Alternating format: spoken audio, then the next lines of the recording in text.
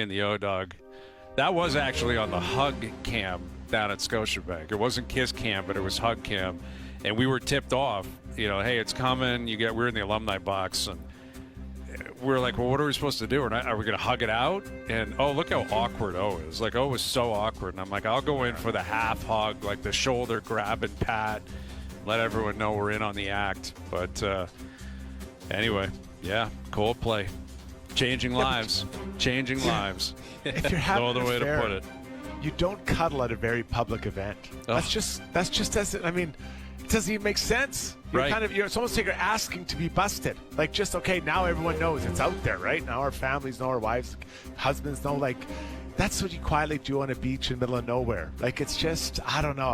Unless you're asking for it. Unless you're just maybe. Like, this is it. Maybe. We're going to do it. And the CEO's wife, she's going to be driving a new Porsche very soon because she's getting 50%. Can you imagine going home after that right now? And oh my God, on both sides.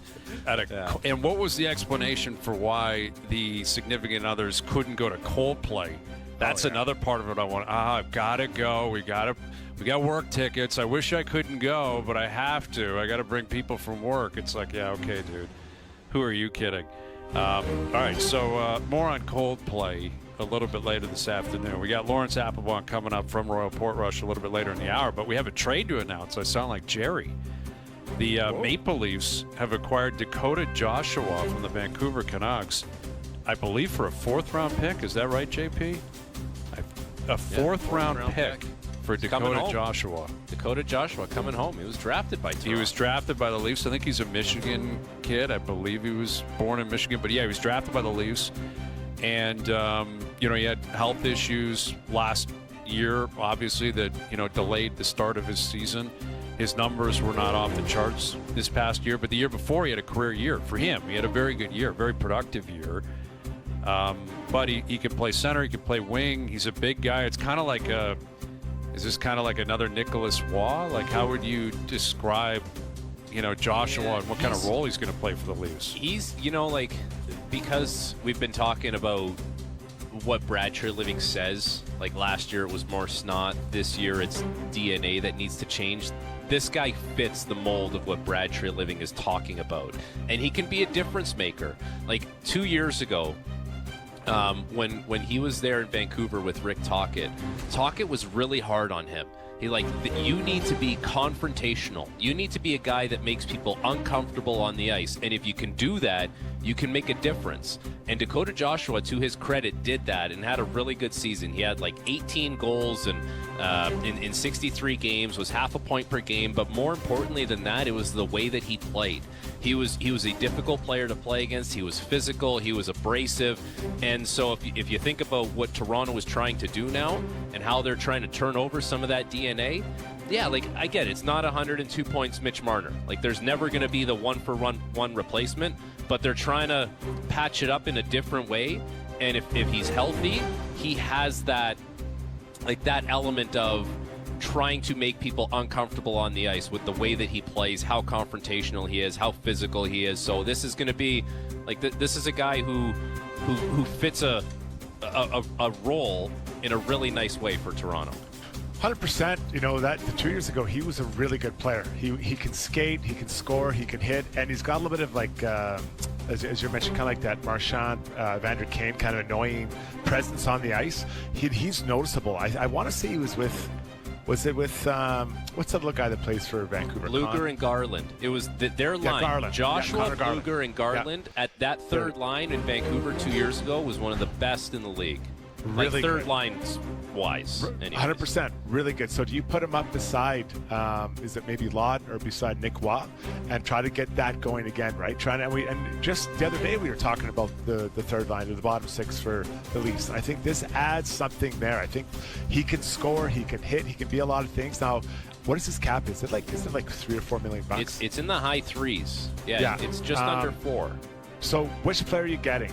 Was it the player 2 years ago or last year? Last year, as you mentioned, I think he actually had testicular cancer. He did, right? And the treatment really, and that would have thrown his, just all that, emotionally, not to mention physically, what that does. I don't think he ever got on track. But coming home and be energized.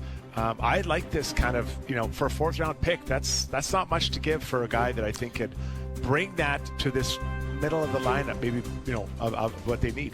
Yeah, it's interesting. Like I can't quite figure it out from Vancouver's standpoint. Like again, he had a down year last year. They had a down year collectively. Maybe it's a cap dump. I would guess they have something else cooking. Maybe they're in on someone else, or they have a couple of other things coming, and they had to unleash somebody. But for a fourth rounder in 2028. Again, I guess a little bit surprised another team wouldn't step in and offer that and possibly bring him in. Again, because he's 6'3", he's 29 years old. He's again, Nick Waugh 6'3" and shoots right. Joshua 6'3" and shoots left. Can play center. It is going to be interesting. Like, these are clearly bottom six players. This is not a guy who's going to play on the wing with Tavares or Matthews or whatever. I mean, up front, it's going to be Matthews and Nyes, Tavares and Nylander, and they're going to figure out who else is going to play with them. Michelli's got to be up there. Michelli will be one of them.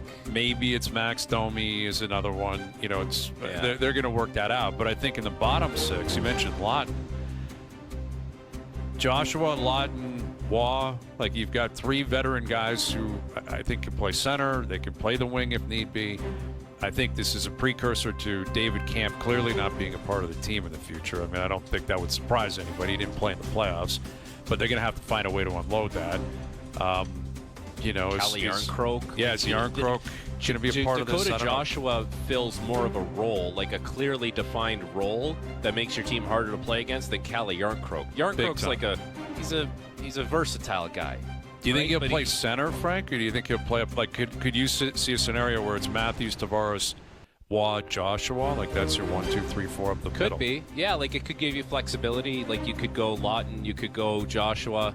I think when he was playing his best in Vancouver, Bluger was the center. Mm-hmm. And it was Garland, Bluger, and Joshua. So, in my mind, I see him coming into the fold as a winger, but at least you have a little bit of flex that way. And it gives them a bit more chance to get more minutes, too.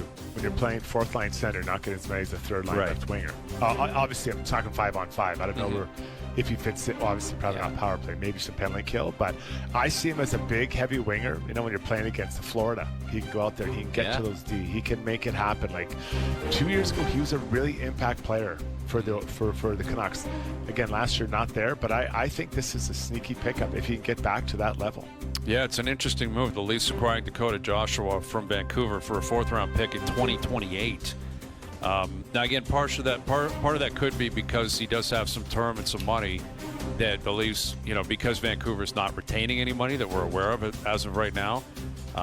Maybe that's basically what this is. It's a salary dump, effectively, which that could be what Calle Yarncroke turns into, who is still a good player.